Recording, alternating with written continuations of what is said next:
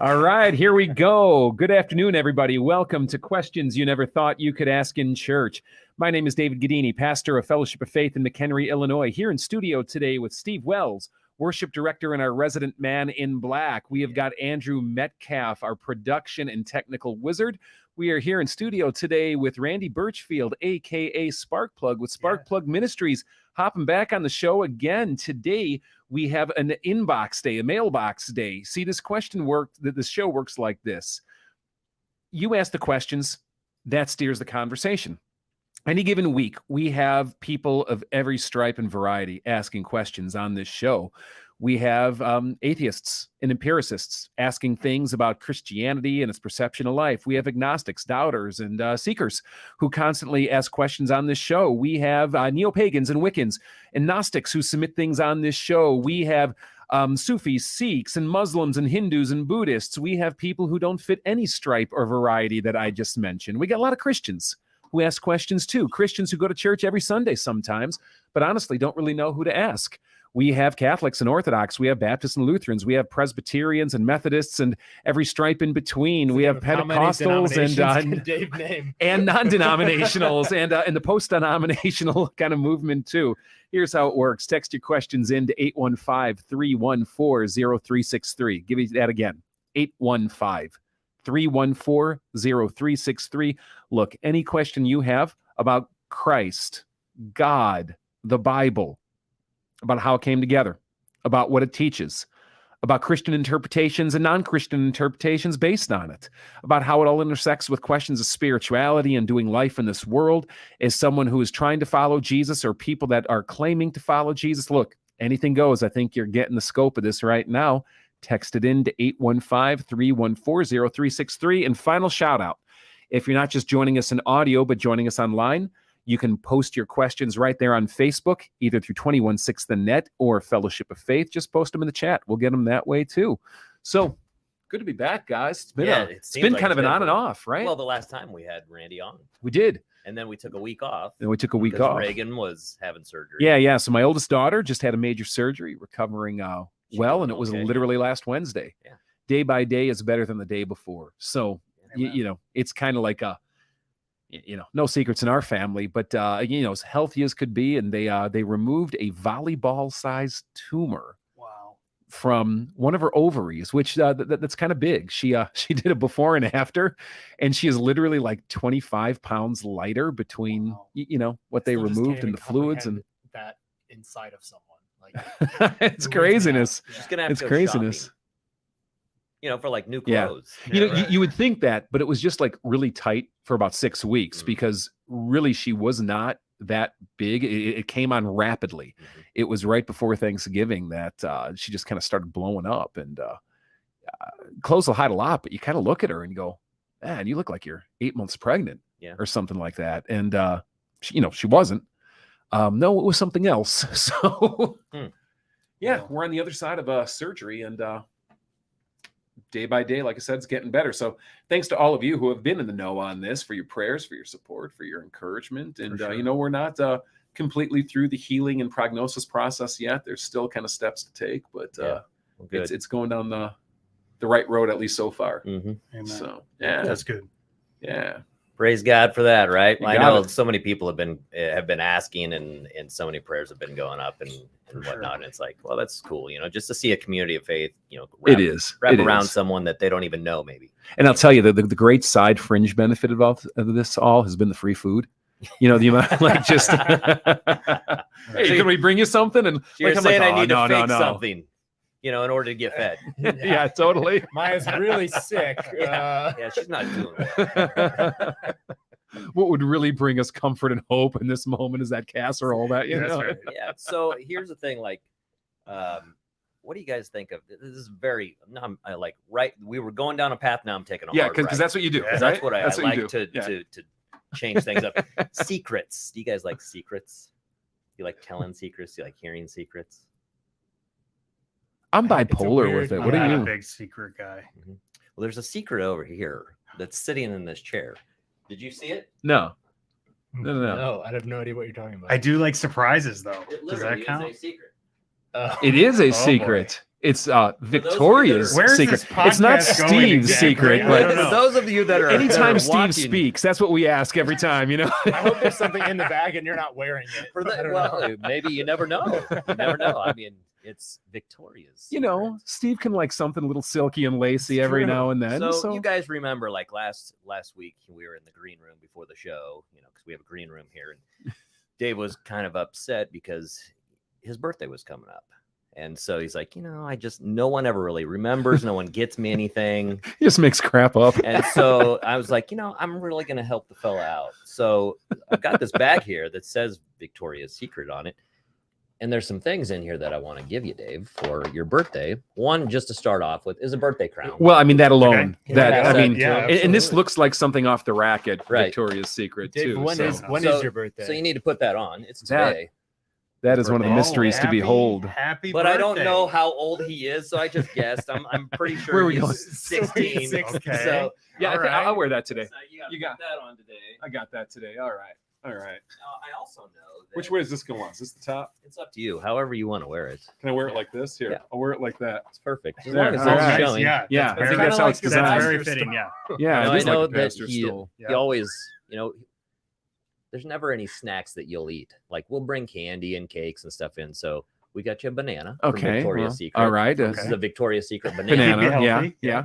And then maybe just some hot buffalo tuna creations. Mm. That I know Definitely you'll probably the yeah. random crap you found around your house. It totally is. And then I have because my teacher always taught me, like, if you're going to bring something, then bring something to share for the class, right? So this is for us guys, since he won't eat chocolate. We have, Oh yeah. we have a cream de orange filled milk chocolate. I don't know, some sort of orange ball that Delicious. goes out into different pieces. So we'll eat that today too, as we talk about the questions that people have in church. So anyway, happy birthday! Yeah, Well, Dave. thank you, for having a Steve. birthday. Thank you. I just want this to be Absolutely. memorable. Memorable. for you. I think you've made it so. So Yeah. hopefully it is. And next time we're in the green room, I don't really want to hear any crying about how bad your life is. So do I get to keep the bag? You do. Too? All Yeah, right. yeah, All right. definitely. Good deal. Good deal. Randy, you want to open that for us? We've got a comment on Facebook. Trinity says it is also her birthday.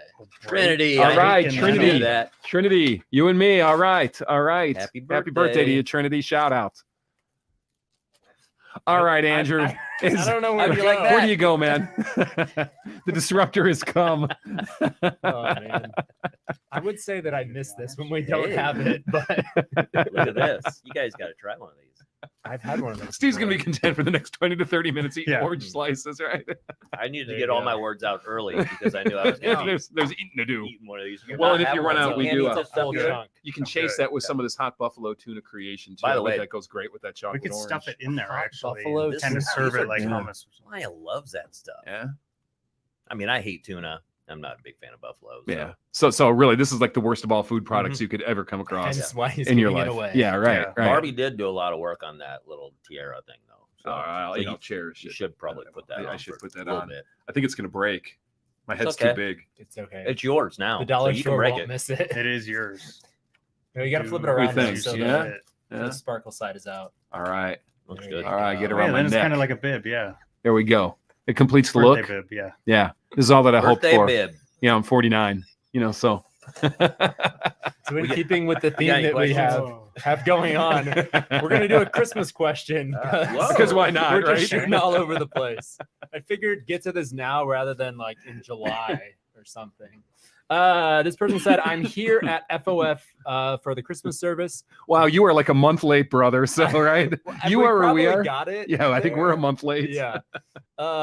And they're wondering about the origins of the Christmas tree and how it came to be associated with the Christian Christmas tradition. Ah, interesting. Okay. There's actually a group of Christians who are kind of anti-Christmas tree, and they'll quote passages from Isaiah about pagans like decorating trees and stuff like, or from Jeremiah about pagans decorating trees. But yeah, it does have a pagan origin. Think pine, think fir, think Germanic, kind of Northern European, stuff like that. Certainly not the only culture to decorate trees in worship or to use trees in worship, as I mentioned earlier from Jeremiah. But a lot of people actually pin the source of regular usage in Christianity back to Martin Luther. He's not the guy that like invented it, but he kind of rolled with it. And there was these instances of just cultural expression where people like to decorate trees. So I got my private confession. I still have my Christmas tree up. So I do as well. Yeah? So we We All just right. put ours away Oh, yesterday. man. All right, so We're we're all- all I in the mean, same me. boat. We're all a month behind. No, but we were like, Barbie was like, and she said this last night. She's like, we still just like the glow. Yeah, You know, exactly. like Who doesn't? with the lights, all the decorations are on. Yeah, but you the bet. lights are Us on. too. You bet. still. It- So we thought, well, let's make it a Valentine's Day tree and put some hearts or something on it, and then what? Then St. Patrick's Day, you got some Shamrocks. shamrocks to go, shamrocks, and yeah. before you know it, you're hanging up like empty tombs or Easter eggs or something, Yeah. and And because I'm sensitive, everybody knows like I'm the sensitive. yeah, one. yeah. If there's anything about Steve that we know, he's very caring and sensitive. And so our cat loves to sleep under the tree. So I'm like, well, we can't take the tree down because what our about cat the cat? sleeps The there. cat. So Yeah. Yeah. Yeah. So All you we're haters. kind of getting it right now. We do it because we like it. Mhm. And people liked it back then too. And there's something cool about Christianity. And it hasn't always been the case for all Christians, but I think this is the movement that kind of takes hold and really the biblical kind of perspective on things. There's certain things in this world God says you just got to reject it because either it's so deadly, so dangerous, or so sinful in its own right. You just got to cut it out. But a lot of things he's just like, look, this is part of my good creation. And people might misuse it, but that doesn't mean you can't. So there's an old phrase that says misuse does not prohibit right use. And I'll spare you the Latin on that. And so, yeah, maybe people lit up trees in pagan worship and to pagan gods and for non-Christian reasons. But at the end of the day, a tree is God's creation. Light is pretty.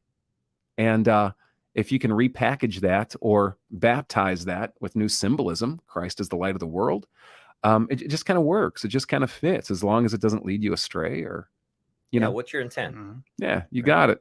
You got it. I'm just happy that we have electricity and Christmas lights and don't have to use candles. Yep. Because Yeah. that would not go well. No, it generally didn't back then, did it? It's like, I can imagine. they would not. light them on Christmas Eve, like the live candles on the tree, and you just see like everyone hovering around it, like, okay, 5 minutes, guys, We're ready. don't let it do anything. Everyone has their candle. It's their job to put out. Yeah. That's Kids very are getting interesting. burned everywhere. Yeah, that'd be extra fun. You're right. Houses are going up. We have enough problem with just using the candles for the candlelight handhelds. service. Yeah, right, We don't right. need to throw them onto the most flammable tree that exists. Jumping into Genesis here. I think last time we had a couple of Genesis questions. This will just round it out, I guess. This person's reading the Bible for the first time ever, Hey, way to with go. a Off reading- the bat, way to go. Yeah. Awesome. doing a reading plan this year. So I'm assuming doing a Bible in a year plan. Yeah, probably. As I read Genesis 7, it discusses unclean and clean animals. What's the difference? And then also Noah was told to bring 7 pairs of each clean and 1 pair of each unclean animal. Why is this so different than what we are taught that he brought one of each kind, male Yeah. and female, on the ark? Yeah, right. Yeah, a few things there. Thanks for asking. And again, I just want to say good luck with this whole Bible in a year thing because it's going to get daunting at times. I hope it's challenging. I hope that that it just kind of explodes new horizons. But let me just encourage you to stick with it because you're going to get to Leviticus and you're really going to get bogged down. And a lot of this clean, unclean stuff you're talking about really gets flushed out in Leviticus, where God gives a designation of what's clean and what's unclean. And I think the biggest encouragement I can give you on figuring this out is unclean does not mean bad or morally wrong. It is simply what is called a cultic practice. And don't, I shouldn't have even used that word cultic because now you're thinking, man, it's like a cult. What does that mean? No, that's not what I mean by it. It means it's a religious practice, a religious distinction peculiar to a belief system. That's how I'm using cultic right now. And you'll find all kinds of ways that God tries to distinguish or set apart his people from other people groups. And much of it is just simply cultural, not because what the culture is doing is right or wrong, another culture right or wrong, but it's all these little markers and identifiers to make them different. So here's another one. Don't cut the hair at the edge of your beard or at the side of your head. You know, you're supposed to grow it out and have these tassels. Does that mean it's like wrong to shave? No, there's nothing morally wrong with shaving. It was just another way that he set his people apart. So what they could eat was another way that they were set apart. Because so when someone dresses different and they eat different and they talk different and they practice and schedule their days and weeks differently, you kind of notice them. And when you notice them, hopefully you're noticing that there's other things that are different about them too. Maybe the way that they treat their wife, maybe the way that they treat their employees, maybe the way that they honor their God, maybe the way that they conduct themselves just in life with integrity and purity and things like that. So all of these clean, unclean things are a distinction. Now, we see it lean in to the story early. And the reason we're not taught it is because everyone talks in shorthand. And so when people talk about Noah's Ark, they're generally not looking to give a 3-chapter exposition of all the details.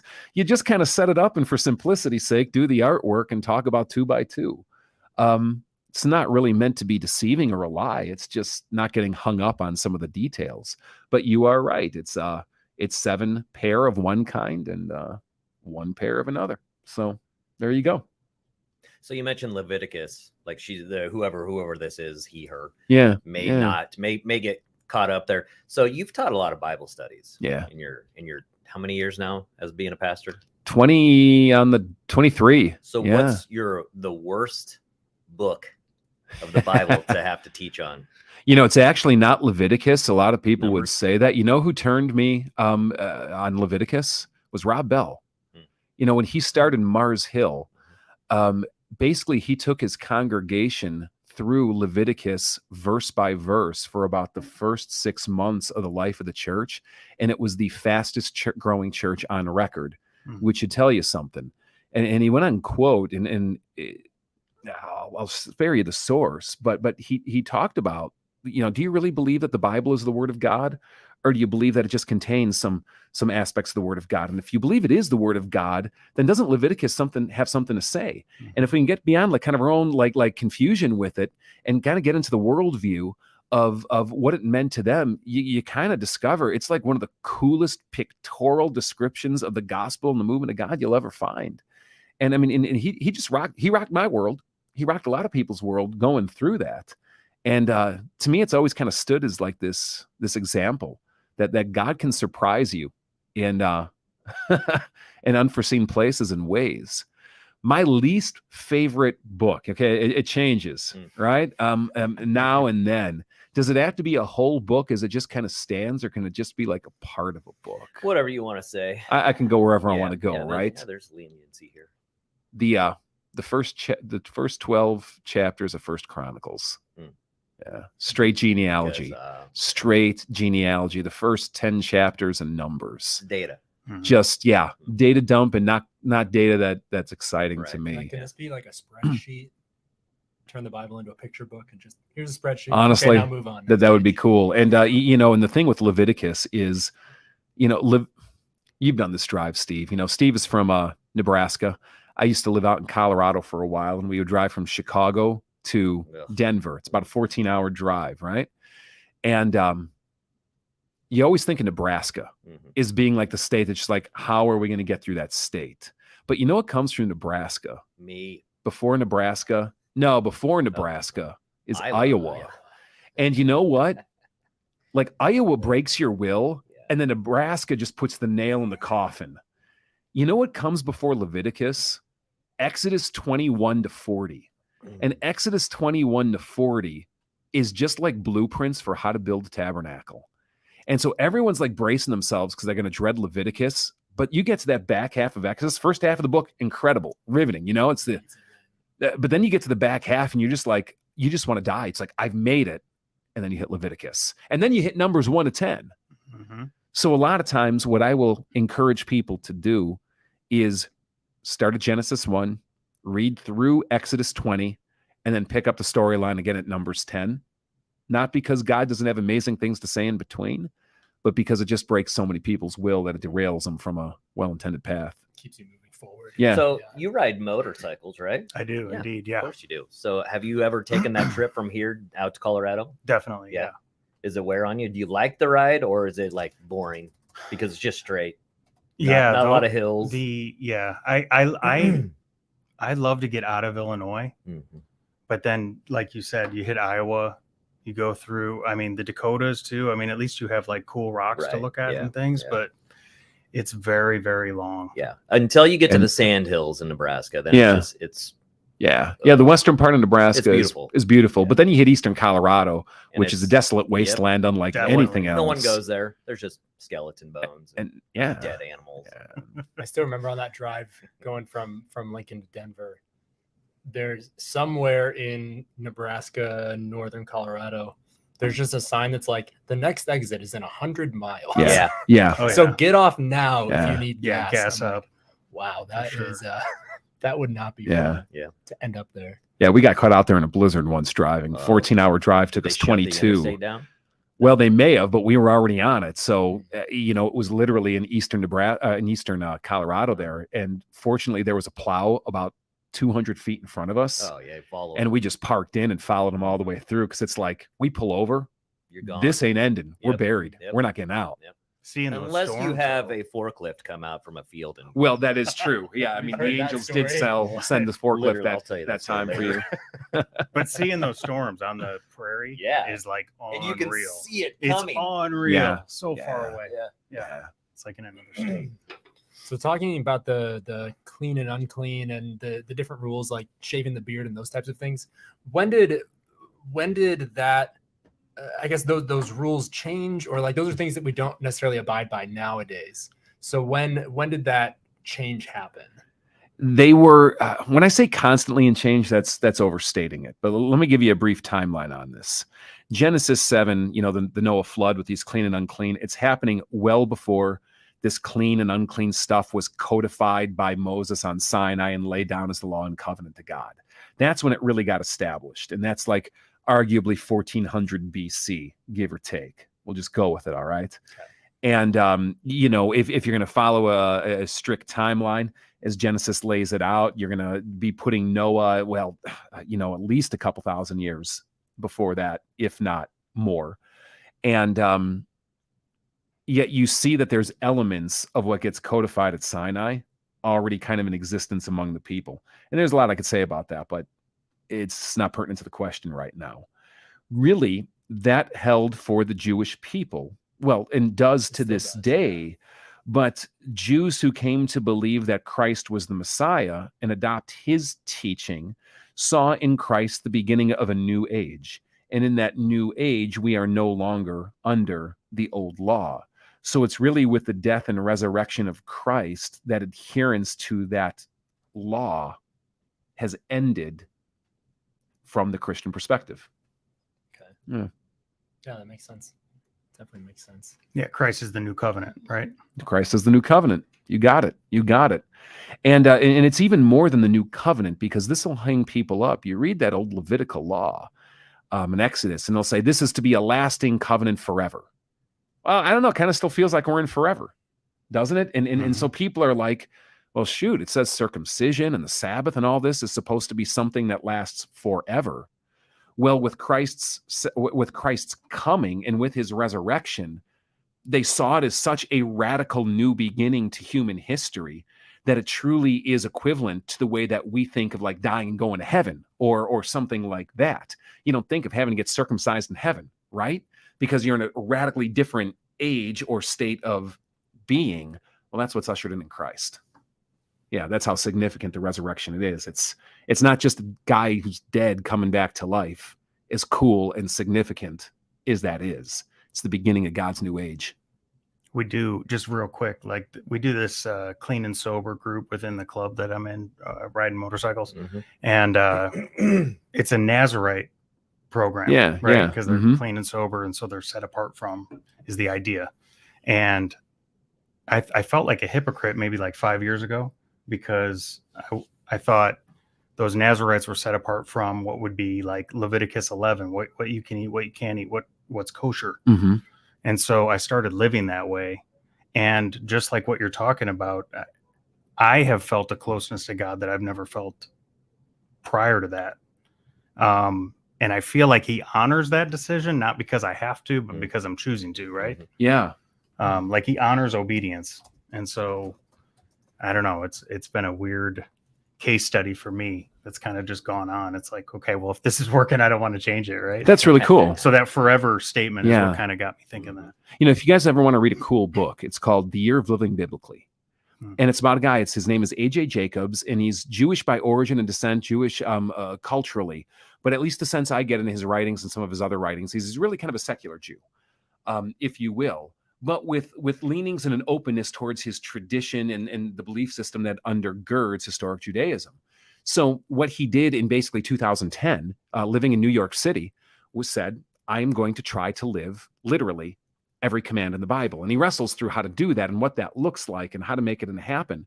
And a lot of it is just like reading, it's written like a journal. You're just reading his story as you go through, and it's fun and it's funny and it's controversial at times and it's thoughtful, and it's just watching his friends and his family have to adapt around him, but also make Sure. life kind of intentionally a little bit miserable for him at times too.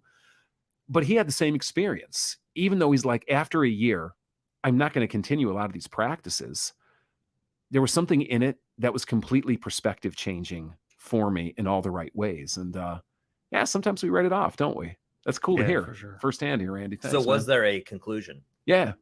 Yeah. You want to tell us? No, man. Read the 'Cause book. You gotta read it. I'm never gonna read it. Okay, get the audiobook. Cliff notes, yeah. Audiobook. Yeah, I have that's like a little better. 48 of them in ready to go right now. I It's like, think the I'm way it never gonna ended get to is he's at the barber getting his hair cut after a year because he could finally cut the hair at the edge of his oh, yeah. beard, and kind of walking away, reflecting on what he experienced for the past year and what he learned from it. But it's really in the journey We that could start a new the joy trend. of it comes out. We could start growing it out. Right here. Just right Tassels here. right there. Just right here. Yep. Be a good look on you, Steve. I What mean, do you we can think? try it. Let's could put do a it. poll up or something, right? Yeah.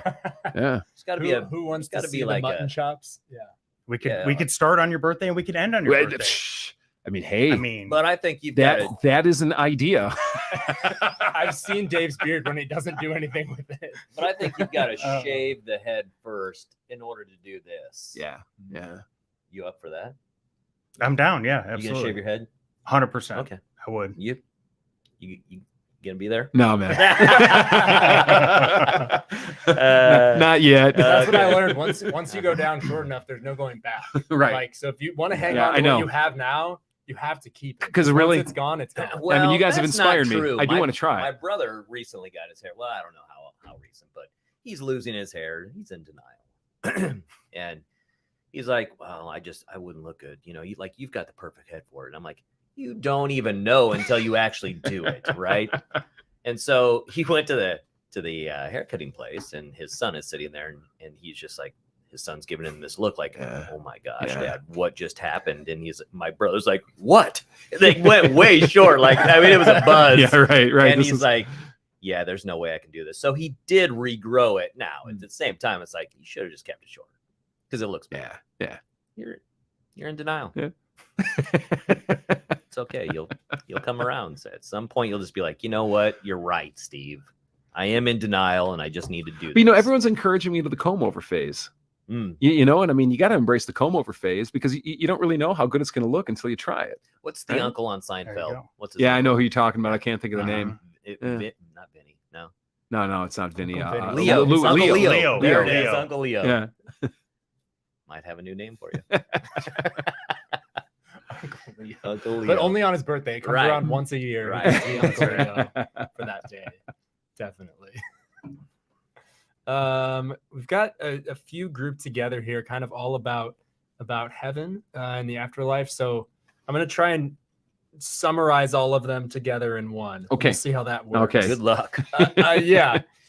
Basically, there's a whole lot of basically physical things that we do or take part in here on earth. Are those going to be in heaven? So will there be food? Will we need to sleep? Will there be sex? Will there be marriages, our spouses? Will we miss people? Will there be physical intimacy? Will there be sadness, spouse, kids? All of those different things. I feel like it's probably the same answer for all of those. So Let's package them. take So, it away. fantastic question. Thank you so much for asking.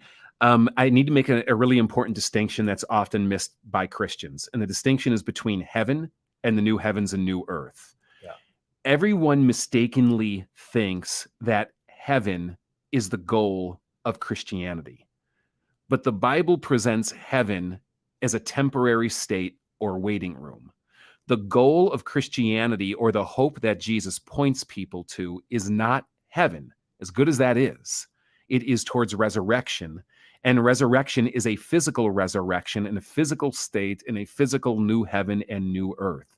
So not only are our bodies going to be remade, earth is going to be remade. Heaven is going to be remade. There is a great renewal project that God is involved in that affects everything, not just human beings. So, heaven, as most people talk about it, refers to the place that I go to when I die before Jesus returns, right? Well, that is a non-physical state of being.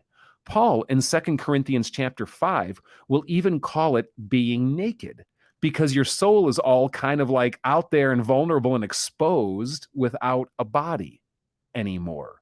It is not the way you're intended to be. Now, I'm not knocking it. Paul calls it also something that's far better. He says, I wish to die and go to heaven, for it is better by far. So believe me, when you go to heaven, you're in the presence of God and enjoying his blessing and presence in intimate, amazing kind of ways. But it will not be physical, because your body is in the ground, or your body is, ash or something like that. And so, no, there won't be eating or sex or those physical kinds of things in what most people perceive of as heaven. But in the new heavens, new earth, entirely different story. Jesus came back physical, different, and yet kind of the same. There's continuity and discontinuity in this. He came back physical, though, and glorified. It's telling to me that after Jesus was risen, he would do things like eat fish. He would have physical contact. He still had his scars.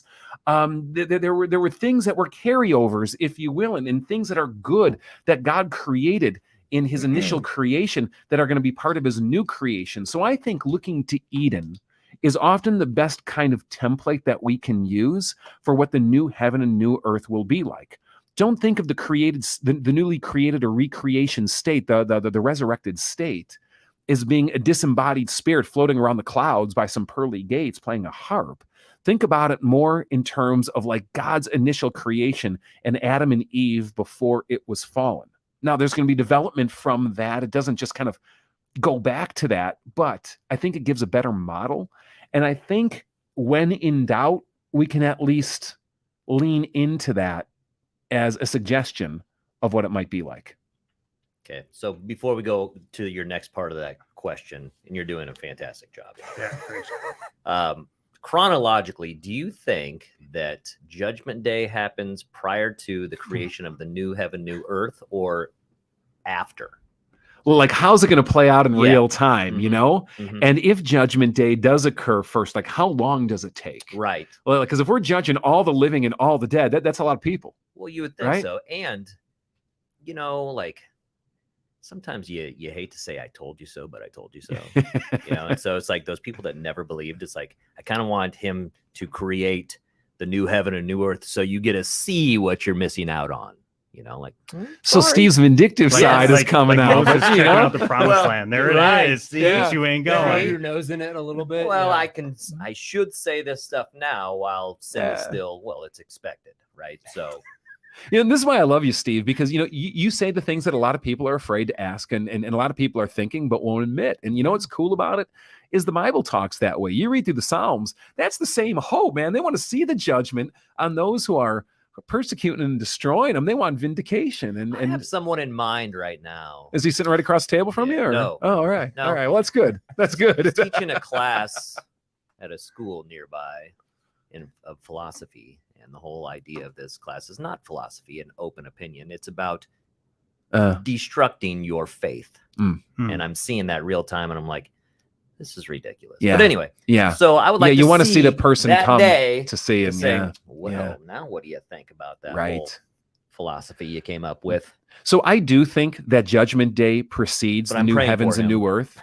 And I simply say that because that seems how it tends to be laid out in Revelation, which arguably is not a strictly chronological book, but nonetheless, I mean, you do see that pattern. But I think the $1 million question is like, how long does judgment take? Is it like an instantaneous thing where the judgment just goes out en masse and everyone is kind of hyper aware at once? Or is it like oh, I got to wait in a long line for 150. Like, forget the fast pass. It's like the worst of Disney ever That's part realized. of the You just judgment. yeah, You're like in line. all at the right, end of the move up a line. little bit more. Move up a little bit more. I tend not to think it's going to be that way. I Yeah. think we're kind of laid bare an account for all to see. Yeah. And that is almost the judgment Yeah, of sorts. because then my mind went to, I wonder if that's where, like with Catholicism, that's where their idea of purgatory came from. But then that doesn't even make sense as I process that, because it's like on Judgment Day, there's no one back here to help you fast pass through purgatory. Yeah. Purgatory is related to something different there. It doesn't quite fit into the Judgment Day model as much. Right. At the same time, Catholics still believe in buying masses to Sure. So that's going to end at that point too. So anyway. Yeah. But I think to give them a little bit of hope, whoever asked that question or those questions, don't you think we're going to want for nothing when we get to heaven? Oh, absolutely. You know what I I'm mean, saying? Yeah. It's not like we're going to be Yeah. yearning for the human cravings and things that we have here on earth. I mean, I love Revelation 21. He says, and then I saw a new heaven and a new earth, for the first heaven and the first earth had passed away, and there was no longer any sea. And he goes, I saw a new Jerusalem coming down out of heaven from God, dressed beautifully as a bride for her husband. And I heard a loud voice saying, now the dwelling of God is with people, and he will live with them, and they will be his people, and God himself will be with them and be their God. And then he chases it with, and there will be no more sickness or mourning or crying or pain, right? Yeah. You are going to want for nothing. Yeah. Because the Amen. old order of things has passed away, and he who was seated on the throne said, I am making everything new. Yeah. But that's Right. also hard as a human, sinful human being in a broken world to even fathom. Oh my Right? gosh, right? Mhm. So my Right. point being is that, like, my dad and I have these conversations. Yeah. Like, I don't want to go. Like, it just doesn't even sound exciting to me. I don't want to just sit there and sing all the time. Right, You know, like right. I don't want to be around all these people either, So it's like, well, right now, maybe Like an you don't, introvert's but- worst My nightmare. own room. Yeah, right. With the lock on Right. the door. So yeah. to that, I'm like, well, I completely agree with you, Dad. So hopefully it's not that all the time. And maybe if it is, maybe my attitude changes and I just love it.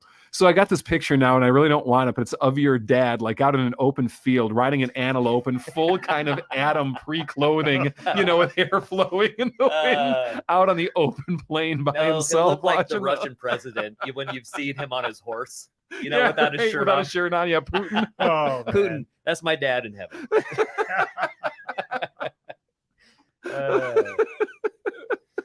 Oh no. Imagery. Oh, yeah.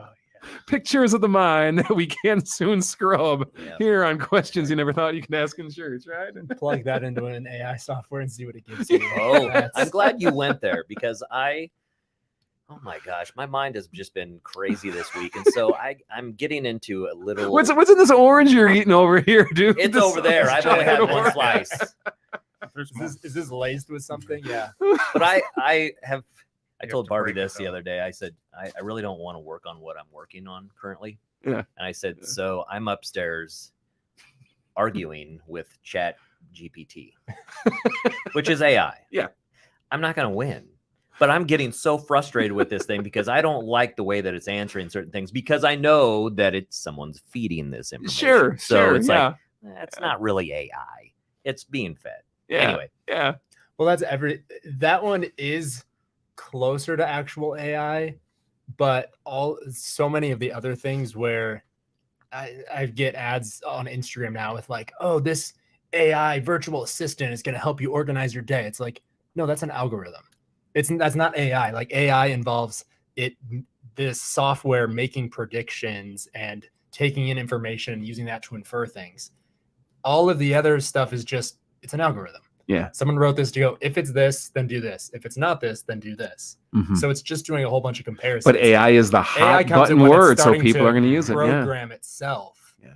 And that's where it gets really scary. I heard someone talking about Chat GPT, I think yesterday, someone much smarter than I am. And they're like, it becomes AI when you don't know why it works.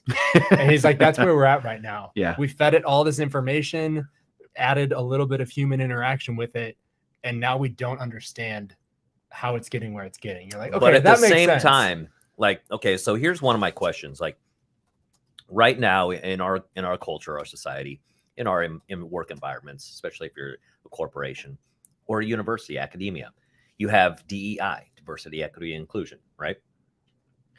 What I don't see as a Christian, I think the gospel covers all of that. It's like, well, that's Jesus. We're made in the image of God. And of course, everybody's equal, and we should be treating with everybody with love and respect and kindness. And there's no, it's diverse. I mean, God's creation is diverse. Yeah.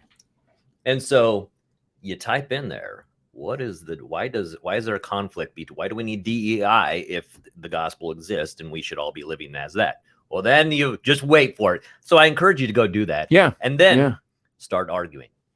Okay. That's fun. Yeah. Because you always have to definitely. look at what data set this was fed from what time period and from when to learn from. So it's pulling in the most recent news stories or articles or things like that. But just so you know, it's pulling from a skewed sampling. ChatGPT does agree with that, it would not be needed. It's only that there needs to be some processes in place at these whatever institution might be, so that it can actually support the gospel in that way. Interesting. Okay. That is interesting. Okay. So the gospel supersedes AI. Well, you would hope, right? Because the gospel is from our creator, and AI It's not is artificial. Yeah.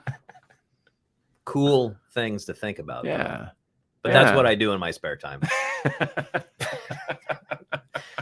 Some people would say that's interesting. Some people would just be like, you're a loser. You know? Nah, man. Well, and the AI thing, like we said, things that aren't AI that people are calling AI. It's like when COVID started and everything became contactless.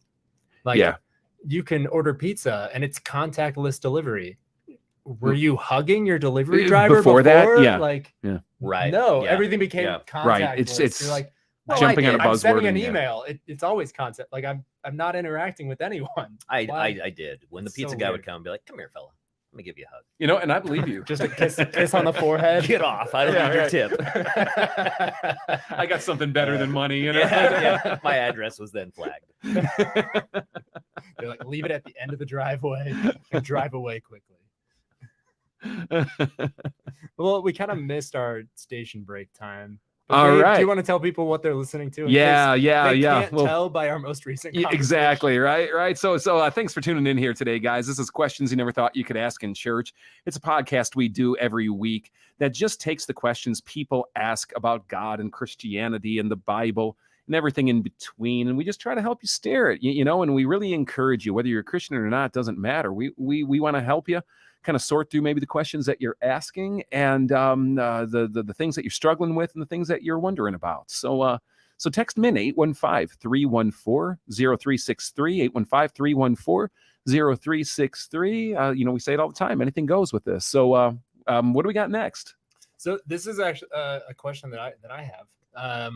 Doing a Bible plan with some people on the book of Job. Yeah. And I randomly heard it on a podcast that was not related to Job at all, but the guy's a theologian and he was saying like, oh, you know, the book of Job, which we all know isn't a true story. And it's like a metaphorical thing. And I was like, what? Wait, what? They're like, pause. Yeah. So your opinion on that, is Job a like real account of history story, or is it more of a like metaphorical poetic story? Yeah, I think worlds are colliding here because like my daughter Reagan, who we were talking about earlier on the show today, I mean, she was just talking to me about this the other day. So I wonder if like the circle you guys travel in. I think I brought it up with the youth group or something. I was like, Glenn, is it or not? I don't know. Yeah. You know, I think you can't be dogmatic on this one. I think it's an unanswerable question. And here's the reason why. People who are inclined to say, or in the camp that say the Bible is the inspired word of God, as I am, and people who said that the Bible is the inerrant word of God, as I do, and I believe, get very kind of like heebie-jeebie-ish anytime someone brings up the idea that there can be like poetry or metaphor or analogy, but the Bible's filled with stuff like that. It uses all different kinds of literary devices. 1/3 of Jesus' teaching is parable. It's made up stories to make a point, right? So I don't think we have to be afraid of that.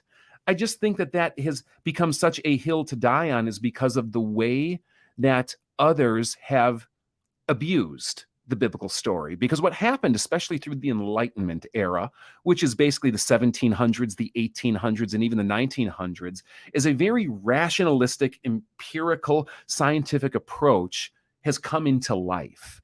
And that approach has oftentimes looked at stories of the past, and especially foundational stories like the Bible is, and have found them unbelievable or embarrassing.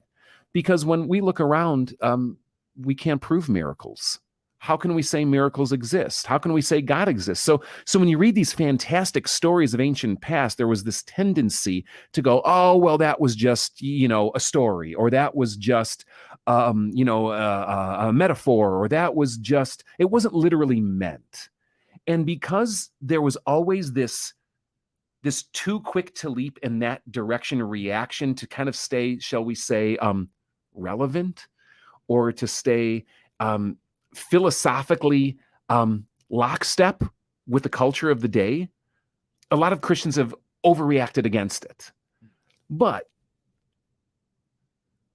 I don't think you have to insist that every word in the Bible actually happened. I do not think that there was actually a father who had two sons, and one of the sons came to his father and said, give me my share of the inheritance. I think the prodigal son is a story.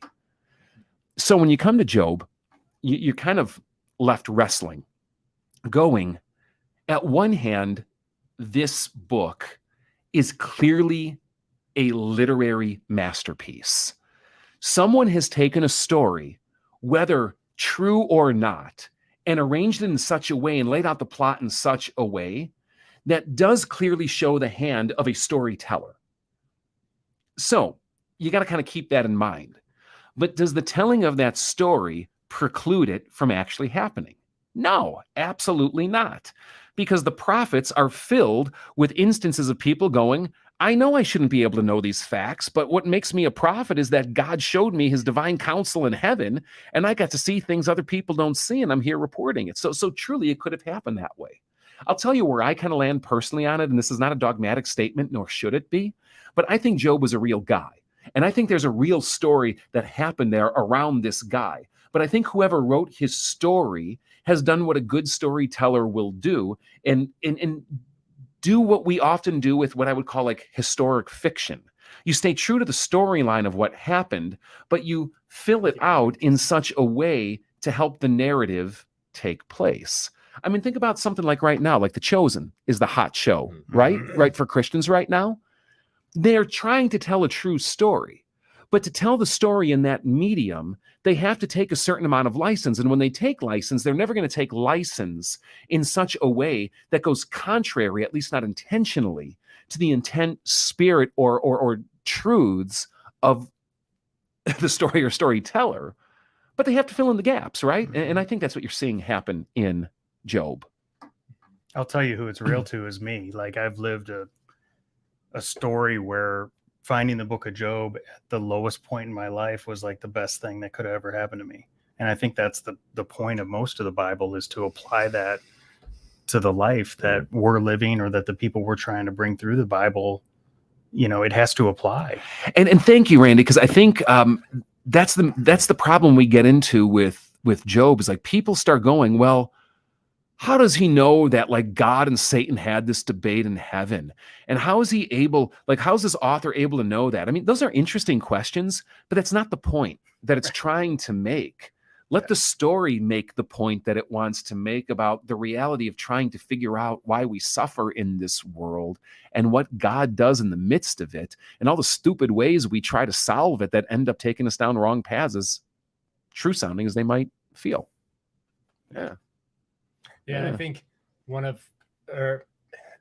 an argument, but something I've heard people use Job as is like, oh, see, like God is out to get us, or something. Like it's revealing a negative aspect of God within that story. But then if the story is just a metaphorical story, then it's like, oh, okay, well, that's not actually how God is. And so that's, you use it as a way to got it. Try to see where God is at on the spectrum of like good, bad, allowing, causing, like all those different things. If you take the whole story as historic fact, then you are left going, geez, God, on what appears to be a bet, right, just lets bad things happen in our lives for greater purposes. But if you take it as a pure literary invention, you sidestep that, and you end up walking away going, look, the author is trying to show how ludicrous it is to try to solve the problem of suffering in this world by casting it in the most ridiculous terms. So there's Yeah, merits it's to like both which one is- sides. Yeah. Which at the same time, to your point, Randy, where you're reading it and you're applying it to your own life, right? Where sometimes, and I've seen this many times, how often do you hear people say, well, I've read this and you know what it means to me? And it's like, well, that's because you're trying to spin it that way to make it mean something Yeah, to right, you right. because you're trying to justify something. Or yeah, find what you like in there. Yeah. But if you're reading Yeah. it from the author's perspective, Yeah. then it's hard to do that, right? Yeah. Application is one thing, but understanding is another. Yeah. So Yeah. Totally. Yeah. All right. What else we got? It's kind of nice I can ask questions because I can get my selfish questions answered. Let's see. What are your thoughts about the Catholic Church changing the wording in the creed from, in quotes, of one substance to be consubstantial? Will FOF and LCMS churches make this change? Yeah, I have got no problem with the change whatsoever. And it's just a translational thing. Every church body now and then updates its liturgies and its hymnals and things like that. It just happens every generation, if not more so, because language adapts and we're trying to communicate to the current generation in the most accurate way possible while staying tethered to the historic truths, right? And so you got to remember that these creeds were not written in English. These creeds were written in Greek. And what you're trying to do is just translate the Greek. And the Greek here is homoousios, which doesn't really mean a lot to you when I say it on the surface, but ousios means like substance, all right? Like substance or nature.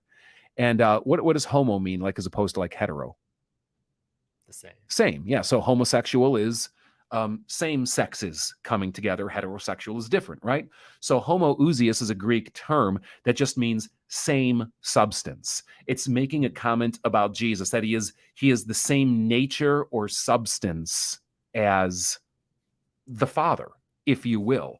And whether the term one substance or consubstantial, which has a lot of like historic moorings to it, works better in this day and age, as long as you get what it's doing, who cares? That's why I think it's an interesting change, because I feel like it's taking something that's more understandable and making it less understandable. It is, and that's been a real trend in the church in the last 20 years, and I'd say even culturally, the last 20 years. Let's just talk Christianity.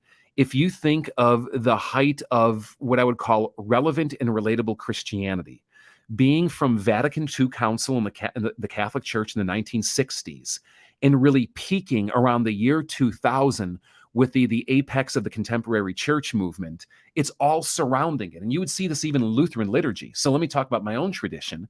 In 1982, we had the blue hymnal come out called Lutheran Worship. And what they did is they took out the these and thous and made them all yours.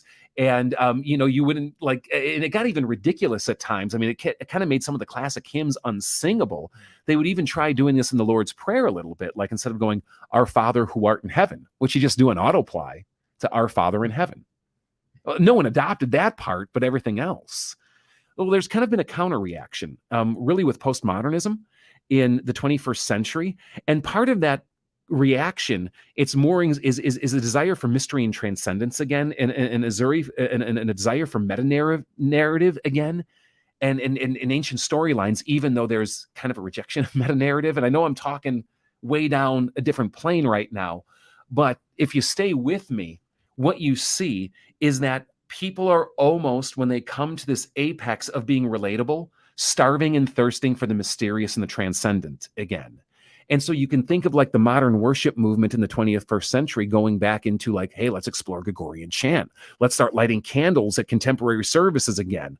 Let's do all these ancient prayers and Celtic worship and all this kind of stuff that was all kind of like, think about the CCM movement, how like hymn projects were coming out from like Michael W. Smith and everyone else in the early 2000s in reaction to like DC Talk and that Captain Crunch song that's so horrible, or and all those kinds of like, how do we be as relatable as possible?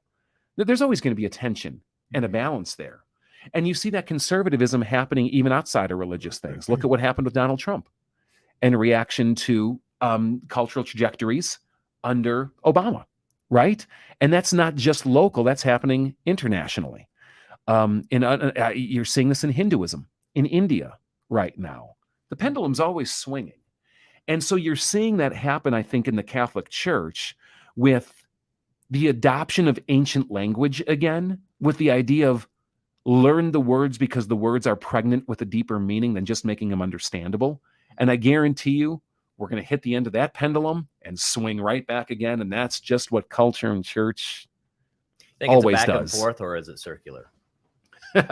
Yeah, it's probably a spiral. Yeah, right. Yeah, that question kind of relates to our Bible plan for church for FOF is relating to the story or the parable of the farmer who went out and sowed his seed in the different places. And one of the verses in the reading for today was the disciples came to him and asked, "Why do you speak in parables to the people?" Or why do you speak to the people in parables? Yeah. And the comment that I made to this group that I was in is, I was like, I'm kind of with the disciples on this one. It seems like Jesus is maybe cloaking the message of the gospel, and like his explanation is, well, they didn't get it, and that's not my fault. Like, well, I tried hard enough. I told you all these things. Yeah. They're just not getting it. So now let's move on. Like, how I was hearing in my head is like kind of like a teacher who's teaching their class and going, well, I did my job. I taught it. You didn't understand it. That's your problem. Mm-hmm. And it seems to relate to this a little bit, in that we're taking things that we made it so that you could understand, like in the creed of one substance with the Father. Okay, I can wrap my mind around that. But now we go to consubstantial, which I had to Google. I was like, sure, no one knows what it means. So is it? But it led you to search one way to go. Yeah. Are we making things, that they were too understandable and too simple, to now swinging back to more complex and not understandable? It's like, where is that? You're hitting it on the head, Andrew. Of it, because here's the thing. Even with the example you mentioned, it's always two-edged. Mm-hmm. You were drawn to research more deeply, and it become more enriching to have to look up consubstantial. But there are simultaneously others who will just dismiss it and never give it another thought, and it stays blinded to them, right? Yeah. So it's two-edged. Jesus' parables are two-edged. It's fascinating that the parable of the sower and the four seeds, you're going to find it in two places, Matthew chapter 13 and Mark chapter 4. And he gives the same parable. He's asked by the disciples why he does it this way, but Jesus' answer is actually very different in Matthew versus Mark. In Matthew, it seems that he speaks in parables because the people are hard of heart, and because they're hard of heart, they won't listen to what he has to say. So he has to speak in parables in order for them to entertain, because just like in church, people will listen to a good story, but the minute you start talking doctrine or Bible, they tune you out, right? So maybe I can, by any means, draw you in. But in Mark, Jesus says, no, I actually speak that way to blind them. So which is it? Well, it's both. It's always two-edged. Putting together a Bible reading plan through John right now, and I'm at John 16, and it's Jesus' real final words. It's his last will and testament to his disciples. Monday, Thursday, what do you say when you know this is it? You're going to die, and you're not going to have this time anymore. And it culminates with the disciples going, wow, we finally understand what you're saying. You're no longer speaking figuratively. Now you're clear. And Jesus' answer to it is not like, you're right, I'm finally being clear. He's like, oh my gosh, at last you can figure out what I'm trying to say. Yeah. So it's both and. It's always two-edged. Now, I don't see the LCMS going to the word consubstantial. And here's the reason why.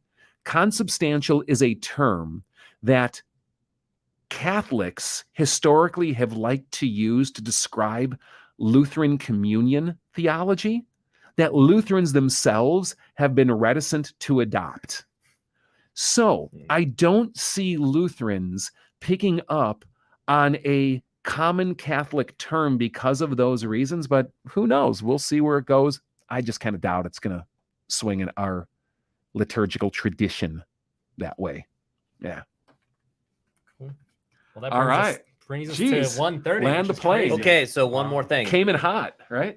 This will be fast. Is it crucifix or cross? What's the correct? Is there a difference? A crucifix, by definition, will have Jesus on the cross. That's how they tend to get used in distinction. You want to know the reality? people use it synonymously all the time, right?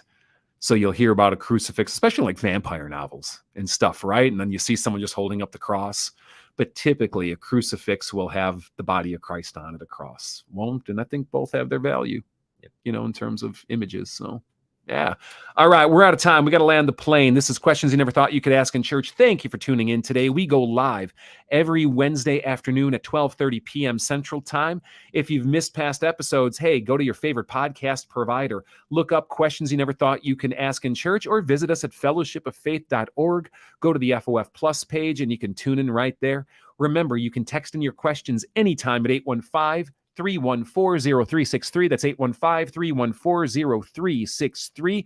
We always have more questions than we can get to. If we didn't get to it today, it's in our inbox. Hey, guys, we will catch you next time. God bless.